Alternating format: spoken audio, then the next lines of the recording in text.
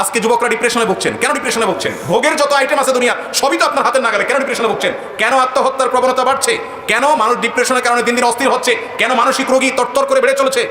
মূল কারণ হলো শান্তির ট্র্যাক থেকে সরে গেছে।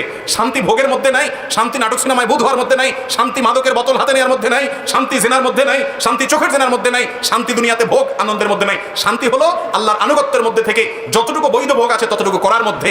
যে ব্যক্তি বিবাহের মাধ্যমে তার যৌন চাহিদাকে পূরণ করে এবং হালাল পথ ছাড়া হারাম পথে যায় না, আল্লাহ তাআলা তাকে শান্তি দেন। যে অশান্তির পথে যায়, হারাম পথে যায়, অবৈধ পথে যায়, আল্লাহ তাআলা তাকে শান্তি দেয় না। এই জন্য একের পর এক দেখবেন চেঞ্জ করতে থাকে তার লাইফ পার্টনার, কিন্তু শান্তি কোথাও পায় না, ডিপ্রেশনে ভুগতে থাকে। আল্লাহর কসম, এই দুনিয়াতে ভোগে আল্লাহ শান্তি রাখেন নাই, ত্যাগে শান্তি রেখেছেন। আল্লাহর নির্দেশ মানার মধ্যে শান্তি রেখেছেন। আল্লাহ বিযিকরিল্লাহি তাতমাইন্নুল কুলুব। যুবকরা শান্তি পাচ্ছেন না, ডিপ্রেশনে ভুগছেন। আল্লাহর ছায়াতলে আসেন। আমি শপথ করে বলছি, আপনি কোরআন হাতে নেন, কোরআন বুঝেন, আল্লাহর সাথে কথা বলেন, নামাজে দাঁড়ান, দীর্ঘ সময় কথা বলেন, সেজদায় গিয়ে আল্লাহর সাথে কানাঘুষা করেন, ভোর রাতে উঠে দোয়া করেন। আমি শপথ করে বলছি, আপনি যে শান্তি পাচ্ছেন পৃথিবীর কোনো মিলিয়নার, কোনো বিলিয়নার সে শান্তি পায় না।